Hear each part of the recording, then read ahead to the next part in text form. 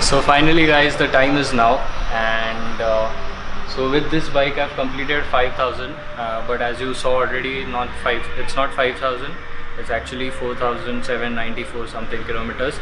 So 200 kilometers still left, but I'm very sure that once the lockdown is over, that is going to be completed. But for now, abhi to hum ghar pe hai and we should be at home, and this is our parking, building's parking, so we are not going outside anywhere, and everyone is at a perfect distance from one another, so there's no danger at all. So coming straight to the point is what's my review on my bike, which is the Himalayan BS6, and lot of people have asked me these questions of whether they should buy this bike or not, and I'm going to answer that question in few pointers. We are going to divide this video, this segment into two, which is going to be one negative point and lot of negative points and lot of positive points as well, and then you can decide whether you want this bike or not. So let's start with the negative points first, because people are usually going to go for the negative points. So starting with first, the gears. ये जो gear है completely fine, there's no problem with it, it's stock, there's no changes been made. So the only problem I face with this gear or gear changing is जब first से second gear जाना है तो it's bit crunchy, I mean it's not very smooth. So when you're shifting from 1 to 2, the gear feels a little bit heavy, and you don't have best of experience with that kind of shifting. The other problem I face is when you're shifting to neutral.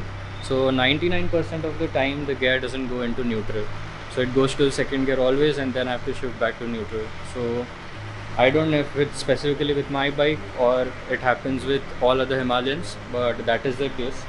I have showed it to the service center, but they tell me that this is how it is, and after some time, after some like munching few more kilometers, you'll get the perfect result.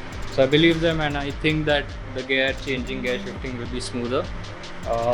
That's one issue. The other issue related to gears is the clutch.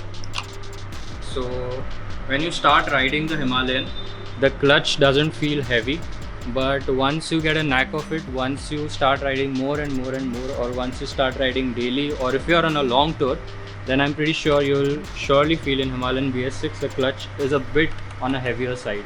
As you can see, I'm applying a lot of pressure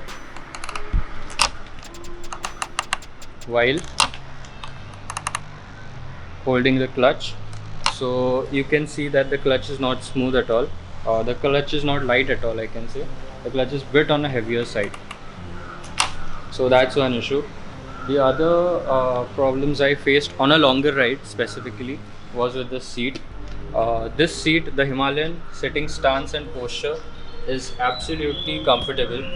The stance is upright, and more upright because of this handlebar. We'll come to the handlebar later. But speaking of the seat, after 200-300 kilometers on my Goa ride, I didn't feel comfortable at all on this seat. My ass started paining. There was a pain in the ass, and even for the pillion, this is a good size of seat. The seat is very wide, so it's good for the pillion, but there is no back support, and when you're on longer rides, the pillion feels discomfort obviously. So with the seat, the alternative is you can go for the RE touring seat, which comes in the accessory, but उसका भी कुछ मैंने अच्छा reviews इतना नहीं सुना है. It's not completely an alternative, but what it provides is much more cushioning, but that too doesn't satisfy your needs on longer tours. So the best alternative I think is to put an air seat, which comes an extra accessory from any third party brands. So it costs around 2000, so you can buy it, you can put it on this, and you can sit on it. So you might have seen it on various other videos, so that is there. The other issues I faced was with the handlebar. So as you can see, this is not the stock handlebar, this is a third party handlebar. This is of Art of Motorcycles, and I'm very sorry because my bike is very dirty, but we have to deal with it right now. So this is an Art of Motorcycle handlebar. It costed me around 2000. It's an all aluminium handlebar, and it has changed the stance and the experience completely. But speaking of the stock handlebar, The stock handlebar was not very satisfactory, I can say. The quality was very cheap, and my bike fell twice when it was stationary, and it was not that of a massive fall.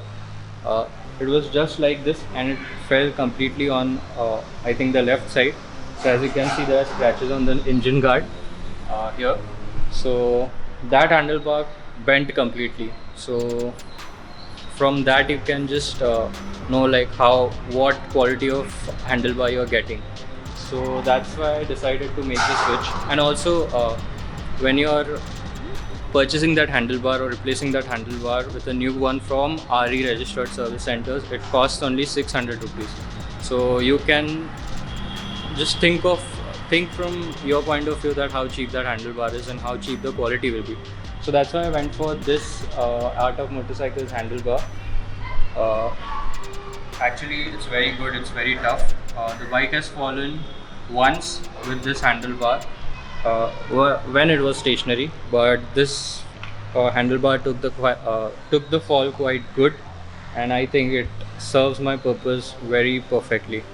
So speak other than the handlebar, I can say, let's come to the next point, which is braking. So as you might have heard from various reviews of BS4 and BS6, yes, the braking is obviously better than the BS4, but it's not spot on. So like in normal routine of braking, the braking works perfectly fine. But at times when you're panic braking, the braking doesn't act very spontaneously, I can say. So one instance happened that when I was on a tour with Akshay for traveling to Goa. So that time he stopped in between, and I didn't notice that he was stopping. So I was at 60, or I think it was 80. My speed was 80. I had to stop. So I braked hard, but it didn't stop. It went 100 meters ahead and it stopped. So there was a good distance to cover while braking, but still did it stop where I wanted to stop it. So the braking is not spot on, but it's better. It can be workable. You can change the brake pads. There are various companies which provides brake pads, such as the EBC brakes and all that. So you can change if you want it. So the next problem I face is that of the mirrors. So I'm not complaining too much, but these are the facts that I face, and that this is my opinion. It might be different for you, but this is what I feel. The rear view from the mirrors is not quite adequate. I mean, it serves the purpose, but when you're on a long tour, and especially when you want to feel safe, you want good amounts of rear view to be visible, and this mirror doesn't serve the purpose. There are alternatives such as the KTM mirrors or the Avenger mirrors, or you can go for the third party mirrors as well, which are the adventure mirrors, which cost a bomb. I can say it costs around 12-14,000, but that's completely your choice. And if you're okay with the stock mirrors or the RE touring mirrors, you can go for that as well. So completely your choice. The reason I have not changed, because I am specifically going to go for the adventure mirrors if possible, or else I'm going to keep these only. But this is the issue that I face, and you might face as well. That's why I'm addressing it. Uh, the next one is that of lights. So this is a halogen light. The Himalayan doesn't come with LED lights. So the throw of the light is not that adequate, I can say. So that's why you have to go for auxiliary lights. So I didn't put on auxiliary lights for now, because once I'm preparing for another longer ride, then I'm going to think of putting auxiliary lights. And once it munches more kilometers, I'll be more comfortable playing with the electronics of the bike. So that is why I have not doing anything with the lights.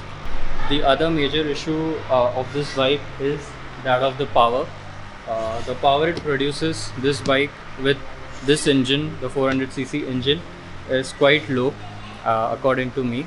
The torque is enough for Indian roads, which is 32 Nm, but the power, which is 26 PS of power, is quite low. So and you especially feel the lack of power when you're on long tours. So when you're on long tours, getting your speeds above 110 is quite a challenging task because you have to push the accelerator really hard to get up to that speed. But speaking of vibrations during that, they are comparatively less. I won't say they are equal to no vibrations. There are some vibrations, but that's okay. But if but I can say that this bike is made specifically to tour between 80 to 100, and that's why the power and the torque ratio are such. But I think that Himalayan must have added some more power. Uh, they may have compromised with the fuel efficiency, I can say, for longer tours, but it's completely up to them. So these were all negative points according to me. They were very picky and choosy uh, for some, but for those who are really interested into biking and motorcycling and those who want to go for Himalayan, I think that this might be useful. If it is, then please do comment. Also, if you have any questions, please do comment. I'll answer them. I'll try to answer them. But other than that, this was my short review of my Royal Enfield Himalayan, and I hope I did justice to this video. So thank you guys for watching. Bye bye.